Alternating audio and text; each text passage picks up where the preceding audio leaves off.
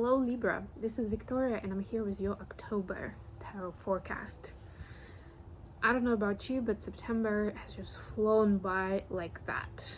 And we've been through a couple of eclipses, we've just celebrated the fall equinox, and now we're fast approaching the Day of the Dead, the All Saints, the Samhain, those holidays that are kind of like middle of the summer milestone where we acknowledge our ancestors, generational connections, and just lineage in a wider terms.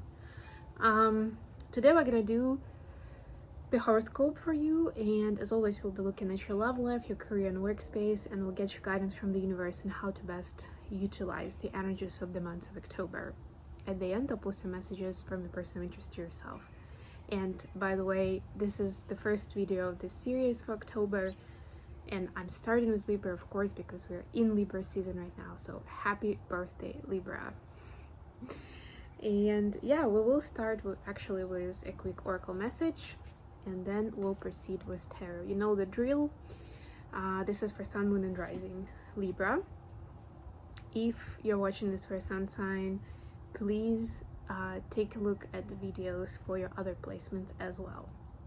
All right, so of course I appreciate your likes, comments, shares. Let me know what you enjoy in these videos, what you'd like to be different, maybe some new questions you'd like me to add for them. I'm considering changing the spread a little bit. Who knows what I'll settle on. All right, so what is the message for Libra for October? Cleansing waters. Purification activates vibrant life force.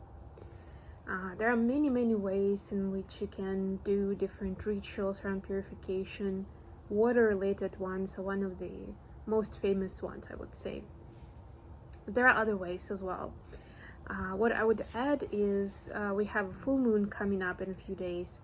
I will be doing a separate reading for that, by the way, on the channel. So if you haven't subscribed yet, please do so you don't miss that one out. And I will be doing overall themes, and I'll be doing guidance for each zodiac sign individually. But of course, this is the notion of it is leaving behind what doesn't serve you, right? Leaving behind struggle, suffering, fear, any kind of behavioral patterns or any kind of setups in your life that you're doing out of obligation, to show honor and respect, to respect some kind of agreement that you've had, or out of certain beliefs that you have, right, and affiliations. Sometimes even out of feelings of guilt and shame. That's, a pill that is a little harder to swallow, but a lot of the times that's what keeps us in certain relationships, doing certain leisure activities that maybe we're not into, spending time in certain environments, and so on and so forth. So with this card, I invite you to think of, first and foremost, where you feel like you could use some cleansing. I have a dog in the background, by the way, so if you're hearing some noise, it's a very quiet evening right now, but that could be the dog. So think of what area, or you can do a quick body scan too, that could help, where you feel like you could use more freedom, that you would want to breathe more deeply, right? You would want to get rid of the constraints that were created either by you or by somebody else, right? Those are usually the ones that almost literally suffocate us and don't allow us to express ourselves authentically, right? Or to realize our potential, or to move towards our dreams. Okay, let's get into the main read. I'll be using the Light Seers deck, one of the classics, but I also haven't used it for a while, so there we go. I'm still in my travel mode, and that's why the list of my decks is a little limited these days, but I have a feeling that this will be changing soon. All right, Libra, so for your personal space and love life, you have 9 of Pentacles, very personal. You have the King of Pentacles. You could be dealing with an earth sign, Capricorn, Taurus, or Virgo. And you have a Queen of Pentacles, so you have a couple here, but we'll talk about that in a minute. For your career space, you have Three of Cups. You have Knight of Pentacles. And you have the Star. And then finally, for the advice from the universe, you have the Tower, the Empress, wow, and Page of Wands. So with major arcanas, we had the Aquarius, the Aries, and Taurus here. Bottom of the deck, King of Swords. This is your energy. So, especially since most of the month of October is going to be your season, Libra, this is definitely a reminder to embrace who you are. You're great at strategy, at analytical thinking, at finding the root cause, at finding understanding, right? Like that truth in its raw form of like, why is this even bothering me? Or how did I get myself into this place? Or why does this person impact me so much? Or something along those lines, right? And of course, this is a collective reading, so take only what resonates for you, and it could manifest in different ways for each of you. But this is a reminder to embrace the power and the talents that you already have, right? Don't try to go somewhere on the outside to another person, to an online source for the truth, right? It's like the truth is with you. It's more about how do you access that information. And let's see what we have here with tarot for some additional clues. So, very interesting here with this couple, the Queen and the King of Pentacles. This is, in tarot, this is a representation of a married couple, by the way. I mean, most of them kind of are, but this is a more specific as the emphasis on like the wife and the husband idea, right? And doesn't have to be necessarily equivalent to the gender. You can take it however it resonates. We know that in any couple there is a masculine and feminine energy, and that's what's being emphasized here, and they could be represented by either gender. So this is whatever your partnership is right now with whoever it is a very harmonious partnership, and there is a big potential here for creating a family. If you've been married, this is a confirmation that this was not a coincidence. This was a choice that was meant to be, that this is a soulmate connection, and there's something very profound that you're helping each other discover, and in the ways that you help each other grow and blossom, even if it doesn't look like that on the surface. They say that as part of a divine plan, we are given not necessarily what we want, but what we need. If you're single right now, this is a sign that your person is around the corner, somewhere very, very close, right? It's not like a dream that maybe someday will come true. This is like happening in October. You are meeting up. But also we have this card, which is quite the opposite energy, to be honest with you, because Nine of Pentacles is a lot about your personal boundaries, your individuality. In terms of relationship, this is about singlehood. So this is an interesting contrast here.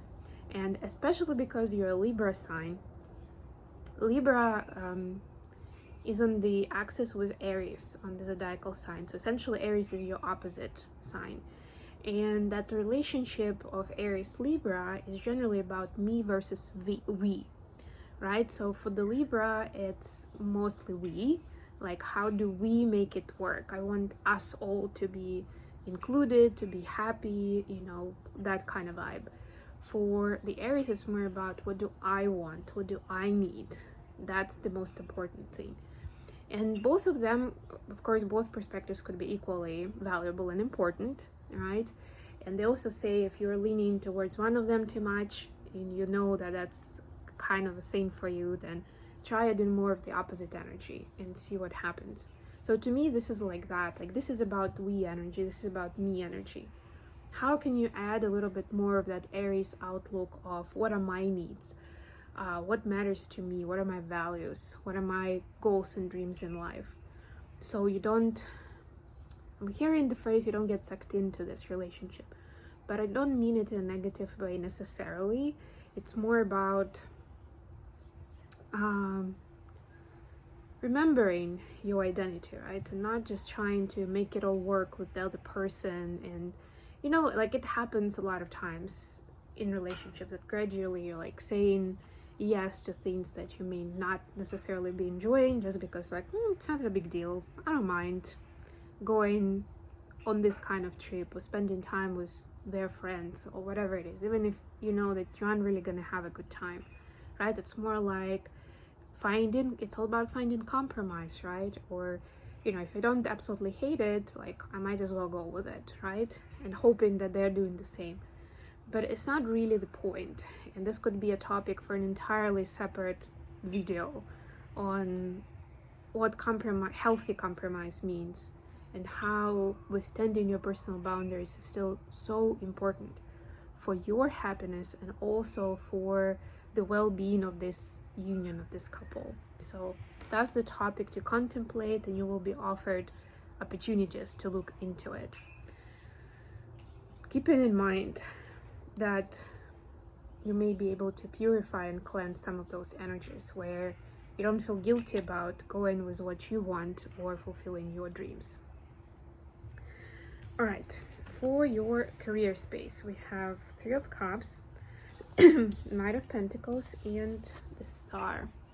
Very interesting, because things may not be moving as quickly as you would want them to in this month, I would say. But it's, at this point, it's not about quantity, it's about quality. And in your case, it's a lot about picking your team, picking your alliances, and understanding what is the message that you're trying to spread in the world, that you're trying to share with your product, your services, whatever it is that you're putting out there, right? And like, getting it right is pretty important, because once you've already created an impression, it's going to be hard to change it, especially if you decide that, oh, actually that was a mistake, I want to do something completely different, right? Like, that would be confusing for your customers. So this is right now a kind of a heads up that it's not about getting your product out to market as quickly as possible. It's more about doing it with the right people and for the right reason, right? Where your alliances stand for yourself, what are your beliefs, are they reflected in what it is that you're selling, that you're offering, that you're sharing? And then the advice from the universe, we have the two major arcanas here, the Tower and the Empress, and we also have the Page of Wands. I love how different these energies are. These are like these big energies of, you know, the Empress is essentially the Queen of Queens. The Tower is like this big shock and surprise. And then we have this Page of Wands, which is very lighthearted, very playful, right? And somewhat immature, you know, someone childlike, but I don't mean it with a negative connotation. I mean it in that like carefree sense. Like, this is pretty heavy. This is all very light and playful. How, as you experience something very profound where you're discovering your gifts, your talents, and your goals in this life, and you are discovering where maybe you've gone wrong before, and where you've spent a lot of time or energy or both on things that you realize now don't really matter that much to you, right? How can you combine that with playfulness and, oh, that's the dog, with playfulness, lightheartedness, and this innocent look at life of, like, you know, life is a game, our life is a play, right? And yes, we are moving different pieces, we're trying something out, we're learning lessons, but this lighthearted attitude will definitely help you with this big insights, big transformative learnings that are coming into your reality, and might take time and nerve to process, to accept, to learn from, and to understand why is it leading you, why do you know this information now. Okay. Apologies for the barking. Let's continue with the message from the person of interest.